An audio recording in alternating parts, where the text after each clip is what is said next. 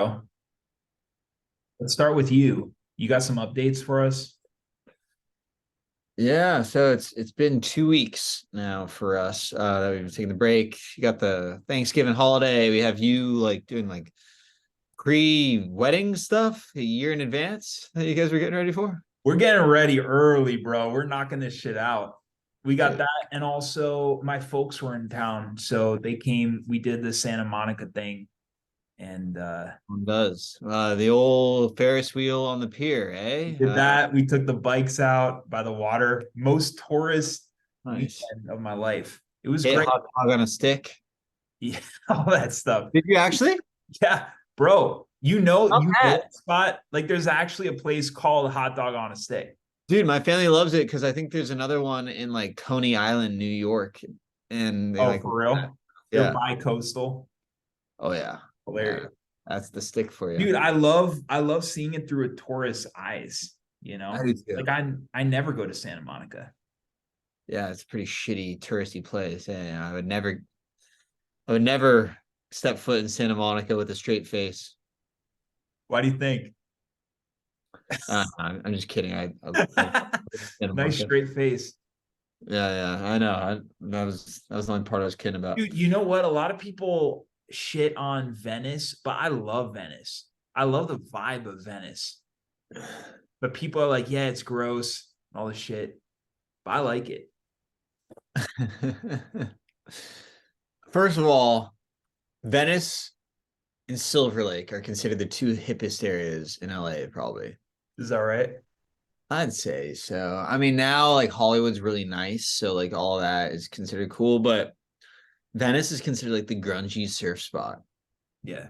I And like also, yes, now it is known for being like the homeless capital and stuff. So it's yeah. hated on a bit. But Venice, that's fine. I mean, I live on the border of Venice and Santa Monica, Ocean Park.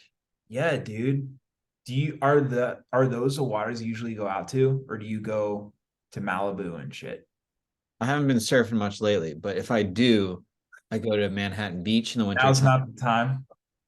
A little Bro, nippy out there. I'm in my pickleball era.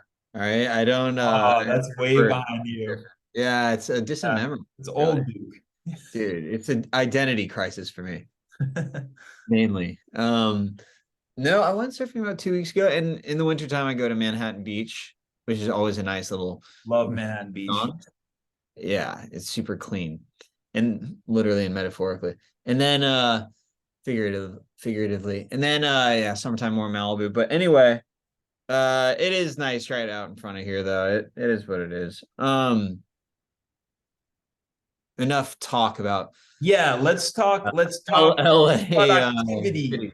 and crushing it and getting after it. What's been Yes, going it's on? the journey.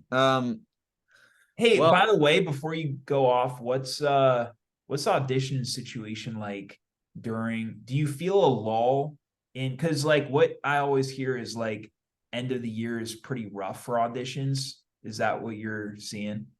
I have 3 auditions right now. Um, No ever shit. since the actor strike ended, I've gotten a bunch randomly. Great. Yeah, I auditioned for Chicago Med, which I might have told you about. Did I tell you that? No. Oh, I had an audition for a big part to play a doctor on Chicago Med, which is one of those procedural shows Would where that you, be a recurring yeah, thing? yeah. Dude, Man, bro, what happened? I would love nothing more than to do that Did you because kill the audition? in some way, shape, or form, people thought it was good and stuff. I worked on it with the coach. That Um, same guy? yeah, he had me like read the sides, kind of. I'm like using it as a teleprompter, but no one can tell. And they want you on a medical drama to have it word perfect Yeah. with all of the pronunciations and like the medical terminology and stuff. What I heard SAG wise, one of the things they negotiated for is longer like turnaround Period. times. Yeah, I feel like that's all. I think it was me that mentioned that, and I was wrong. Oh, really? You were wrong. Well, How long did you actually, they all have been somewhat good turnaround times, but like these 3 auditions I got like on Saturday morning, like to do over the weekend. I'm just like, literally, fuck? fuck yourself. But then That kind of fucks your weekend. It completely does. But maybe their rationale is that they don't want to give it to people while they're working during the week. I don't know. But Yeah. that audition, there's like two scenes of like one scene me doing some like kind of like normal procedure on a patient that like they're having like some tricky stuff, and I'm like diagnosing them and being like, well, if this is tough for you, then like, you're gonna feel this, and this, and we're gonna try this. And then the second scene is like shit hits the fan for that person. Like one of the things we try gives them like adverse results, and like the boss comes in is freaking out at me for like prescribing that stuff. Mhm. And I'm just like, you've always, I have a moment of like emotional backstory I bring up of like, oh, when we had this history together, you and me, like, you used to give me shit for this type of stuff too. So you're still doing that. And like, Some exposition slid in there. yes, conveniently. Oh It, man. it's so classic. Anyway, now is that now When is that that that whole deal of like, bro, it reminds me of I told you about this, but that latest Saw movie where it's like it's this girl in a warehouse and just straight up for like 20 minutes solid, it's just exposition. Paragraphs and paragraphs of exposition. It was great. that's when my mother dropped me off at that boarding school in Connecticut when I was 13 years old, which is why I got into loving serial murder. I Yeah. don't watch procedurals, but that's like all that is pretty much, right? Soap That's, operas, yeah. all that stuff, like they're giving so much information. But and also in movies, I can always tell when they're like trying to be subtle, but like they'll be like, "Oh, that's where your cousin was in South Dakota last week at It's 3:30 all when they bro, it's like always the halfway point too. Like that fluff, like trying to just build it out. start to reveal. In the TV show that's really popular now called The Bear, about like the chef. I heard about that. Yeah. Did you see it? I saw the first episode and I cringed. Uh Really? like the opening scene, he's in AA giving a speech. And in that speech, he tells conveniently his whole life story about why he's sad about his brother that he's trying to make proud, his brother that like passed away, that like always was like in restaurants and stuff. And he's like, that's Yeah. why, I'm in this. And it was like a realistic way of someone explaining their whole life, but it still made me gag. And you don't need all that shit. That's the problem. Like an audience doesn't need all that stuff. You don't need to know the entire life. You get a I'm little snippet, trying to but think of an example of something that does it well. Think about your favorite movies. Like for me, The Social Network. you know what? I think the way that I prefer it, and this could just be my own taste, but like think about like Inception, where you've seen that, yeah. Not lately, and I kind of Have you ever seen Inception? You've seen it. yeah, parts. Yeah, can you use a different example? Bro, bro. Look, I'm saying this shit for our audience, not for you. So in Inception, Leo's character is explaining he has this, it's the whole world, it's the whole dreamscape shit. And and it's just when you pair it with visuals. That's all I want to say. Feel like less information, and if you're going for backstory, you can have little like flashbacks, and that's kind of It's I'm trying to think of also another example. Maybe like Gladiator is another good example. Like as he's talking about it, like he's like, oh, and yeah, my child, and like, because you see that his wife and kid died. You love Gladiator, yeah.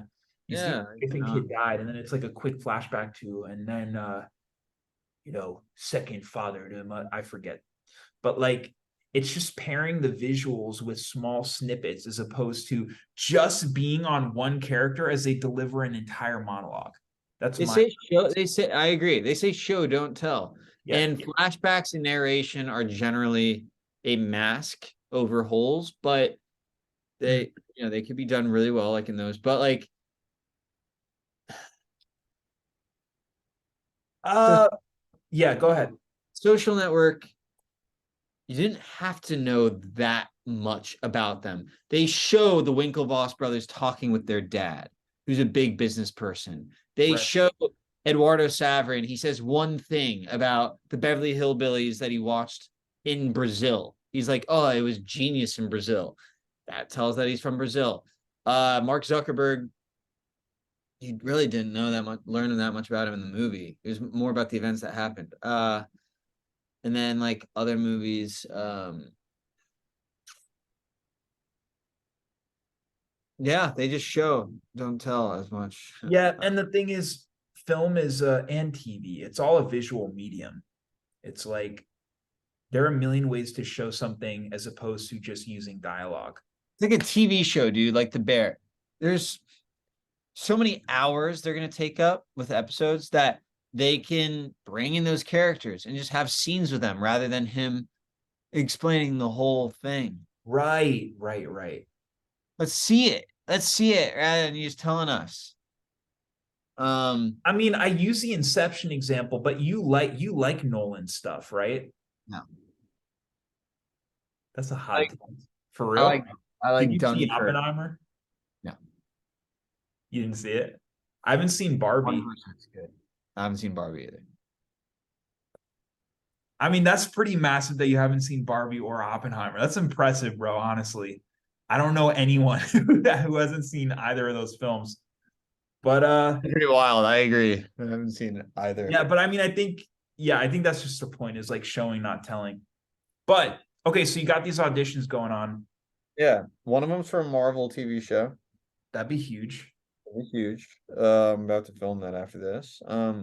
Tonight. Yeah, some of my roommates. It's like the Marvel. Oh no. Sorry, I'm not gonna film that one tonight. I'm gonna film one for. I'm auditioning for the Terrorizer 3. You mean the Terrifier? Is that the one with the clown? Yeah. Yeah. Are you fucking kidding? The Yeah. Terrorizer, bro. dude, dude, do you know how massive that would be? And the Terrifier, okay, I haven't seen any of the films, but it's like one of the biggest indie horror films, or franchises that's come out. And the third one looks dope. It's like it's about like Christmas. He's like Santa or some shit. Looks really creepy. But dude, the point is there would be so many eyes on you if you got that role. No pressure. But Dude, like that would be a huge, huge. I mean, the entire horror community would be all about you, bro, if you got that shit. I could be milking the Comic Cons for years after that.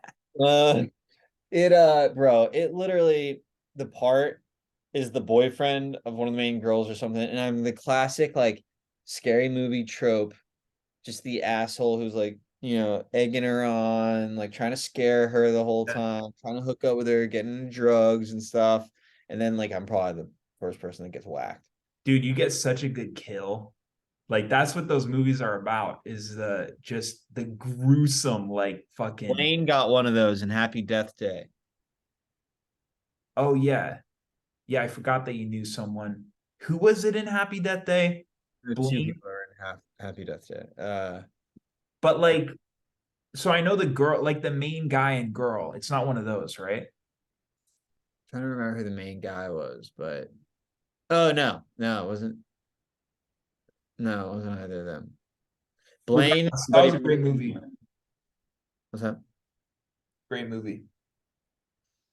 Dude, you got to Great. get in a horror movie. Dude, get I me in gotta there. make some horror movies. Make Uh, one. so, bro, I've been working on, and actually tonight I just finished it.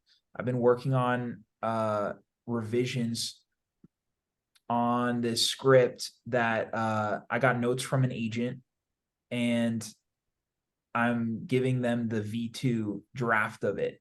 And I just finished, uh, and it's really fucking good, dude. It's Wait, you're working with an agent yeah, officially, or like what's the deal? not officially at all, but if this goes well, and who knows what'll happen.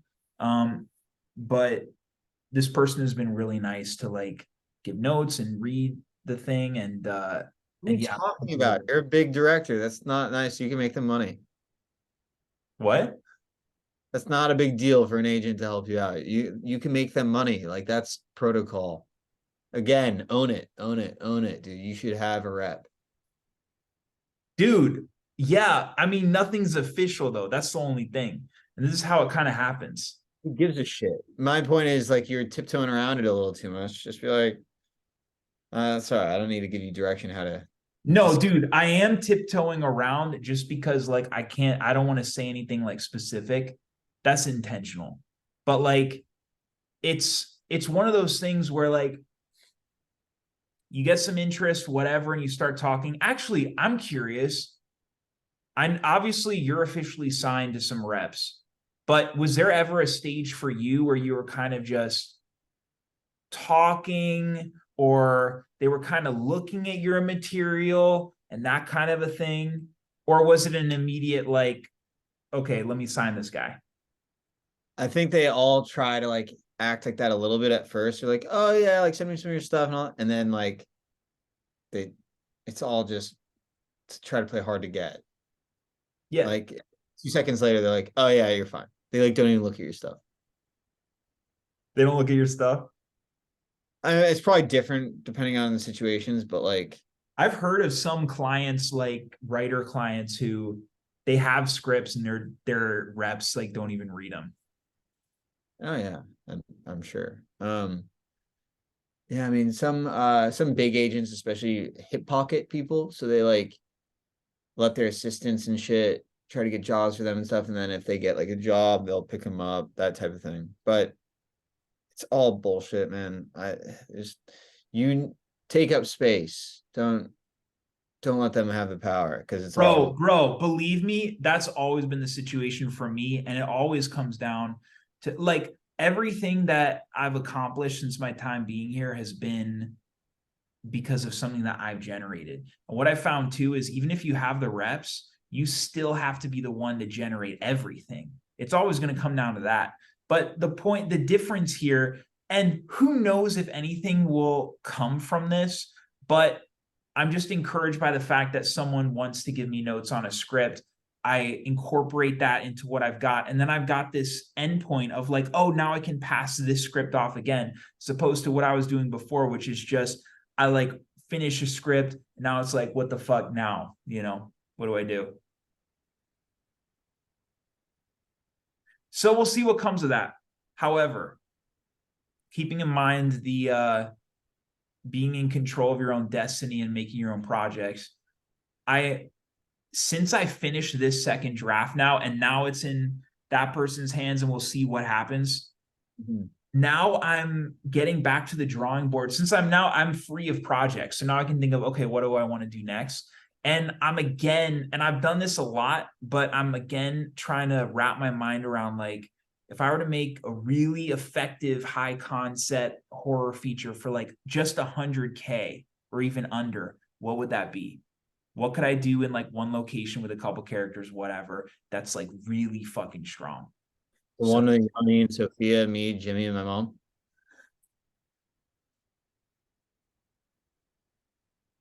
oh, you mean the one that fell apart after 2 days of you reading the script? Yeah.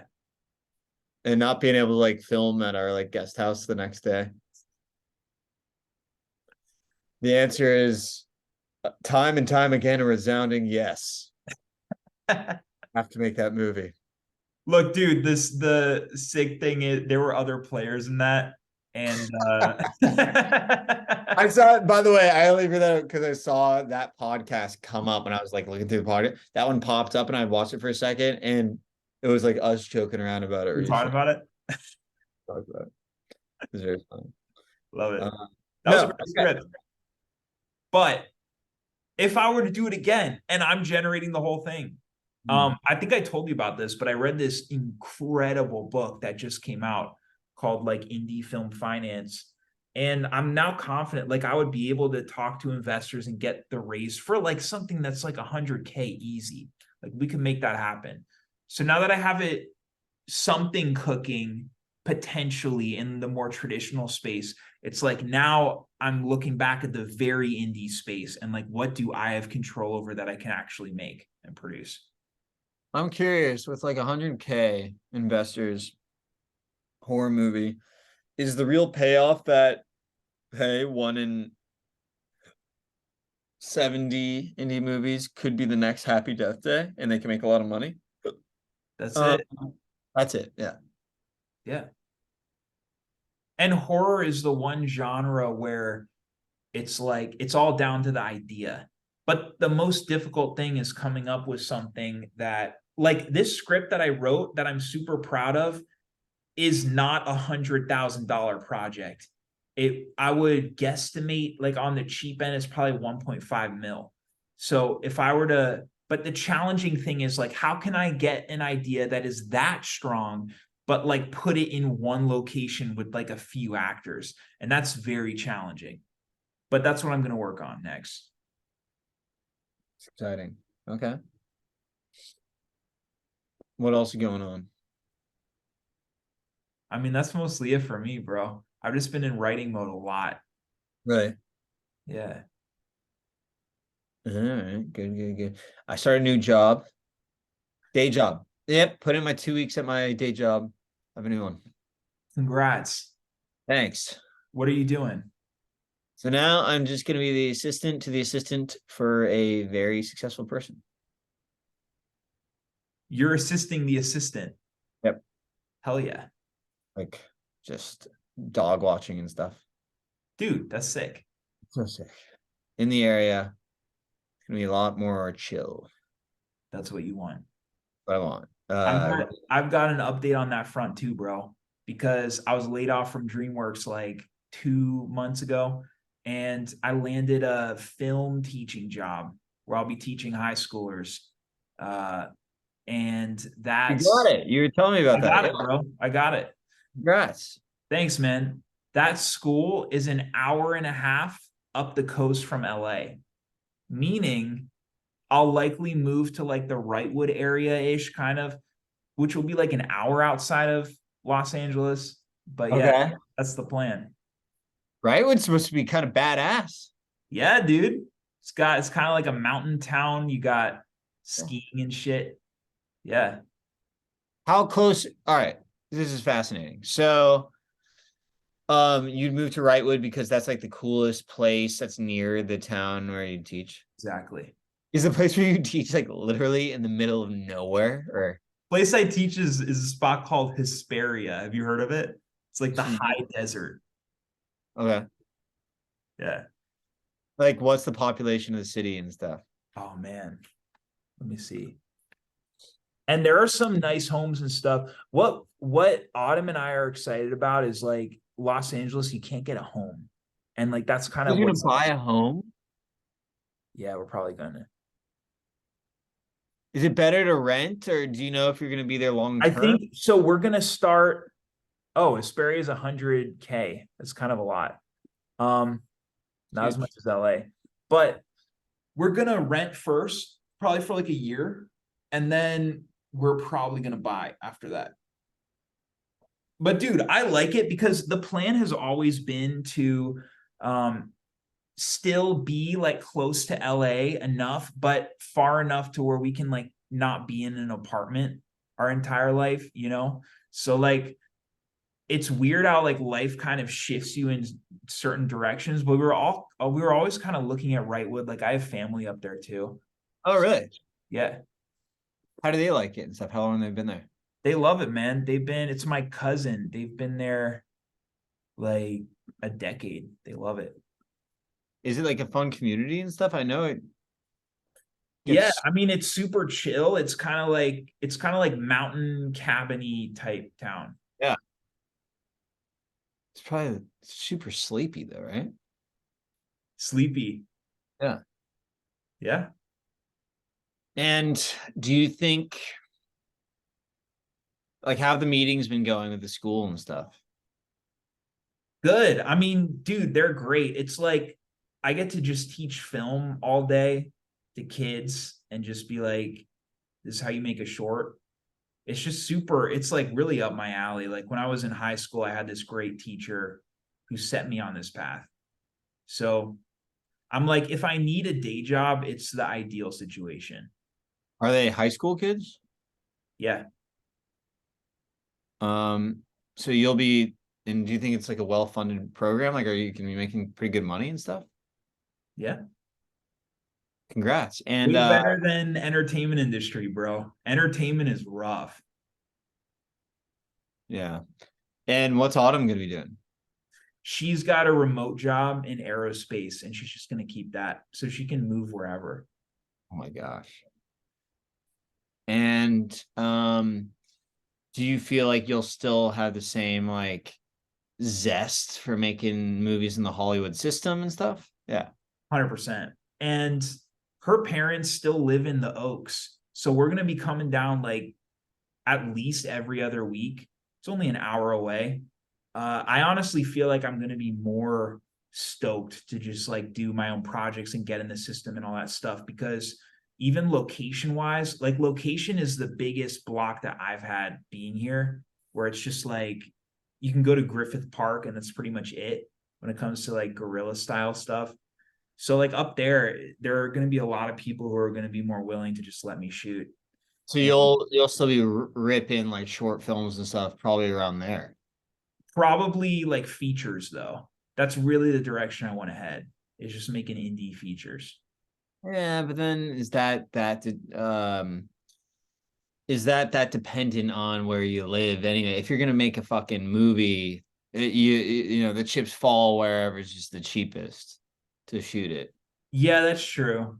And like reading this book too, it's like there are certain states that are better tax incentives and all that shit.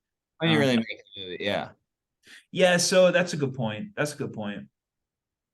But I see where you're coming from. Like, I don't doubt that there'd be some cool shooting inspiration in that type of area. Um, Yeah. well, I think that sounds like a congratulatory thing, man. That's Thanks. awesome. I Yeah. appreciate it. And you too, man. It's like this last gig that you had, it sounds like the people were kind of dope, but like still, it's just this is more chill. And that's what you're going for. Yeah, and things at the last gig like heated up pretty crazy lately. So Yeah. I'm really appreciative to do that. I have a buddy that's probably coming on a Valley Mentality to help me with some stuff. Um, I had a meeting with a finance person actually. Which basically gave me a job in finance if I want it at some point. You think you'd want that? You've mentioned that before. Oh yeah, I've been thinking about it for a while and I've been doing research for a while. I mean, you gave yourself until January 1st to completely give up acting. Has that changed? Mhm. Yeah. Now I'm kind of at it's funny, man. Like I don't think I'm gonna be like a finance person where basically what I talked about in this meeting was that your priority has to be to work harder than anyone else. And the rewards are you will have a guaranteed life of money. Mm-hmm. Um and at some point, probably after 3 or 4 years, like you get a pretty chill lifestyle. You're not an analyst anymore or anything. Yeah. Look, that's not bad. That's better than like me struggling to do my passions and making no money at it and having a bad lifestyle and me resenting my passions. But I think I'm a bit of a ways away from not pursuing having like my creative stuff as my main lifestyle and everything. So nothing's really changing, but it's Love kind hearing of nice. that. What's that? I love hearing that, dude.